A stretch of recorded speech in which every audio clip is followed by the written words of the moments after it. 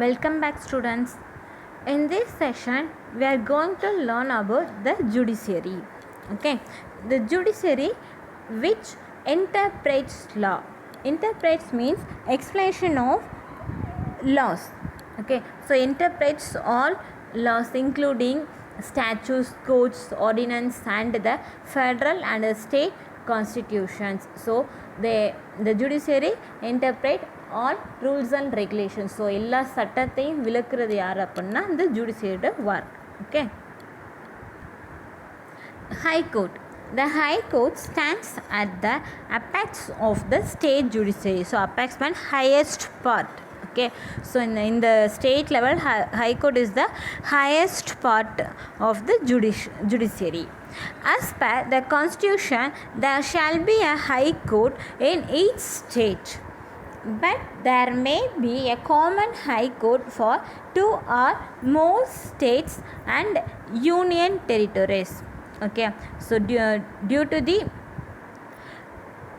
per the Constitution, each state have one high court. Sometimes two or more states and union territories have a common high court. The state high court consists of a chief justice and such other judges as president may appoint from time to time it's necessary. So the chief justice was appointed by president and other judges also appointed, but other judges are changes from time to time. Okay, the number of judges in the High Court is not uniform and fixed. So number of High Courts is judges is changes from time to time. The judges is not permanent, they are changeable one. And the president appoints the chief judge of High Court in consulting with the chief justice of India and the governor of the state. Okay, so president appoints the High Court judge with the consulting with governor of the state also. Okay, a judge of High Court must have a following qualification. First one, he must be a citizen. So அந்த judge இந்த இப்படி இருக்கணும், நம்ம இந்தியாவில் பிறந்தவங்களா இருக்கணும். Second one, he must have at least 10 years experiences advocate in one or more high court. Another one, the judge have a 10 years experience of advocates in a high court. Okay, so high courtல 10 years என்ன advocate work பண்ணிருக்கணும்.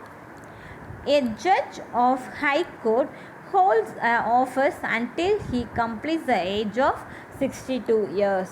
So the judge இந்த age இருக்கலாம் பணியில்னா 62 years.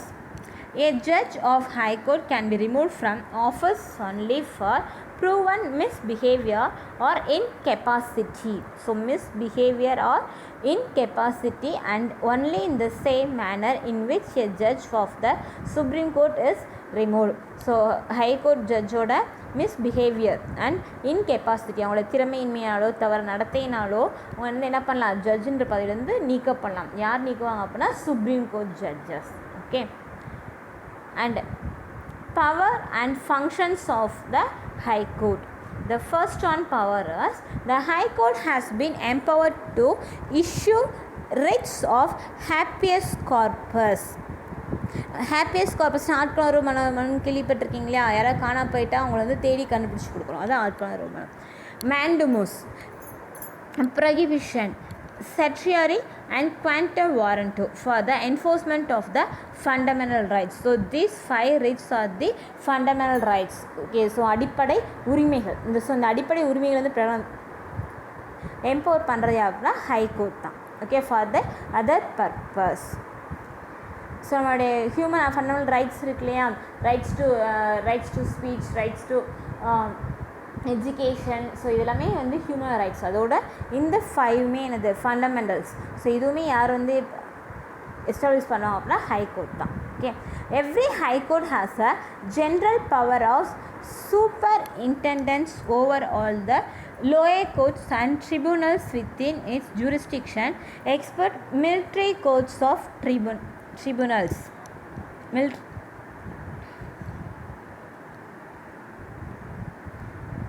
Military court of tribunals means jurisdiction means power or authority to interpret and apply the law. So jurisdiction apply the law.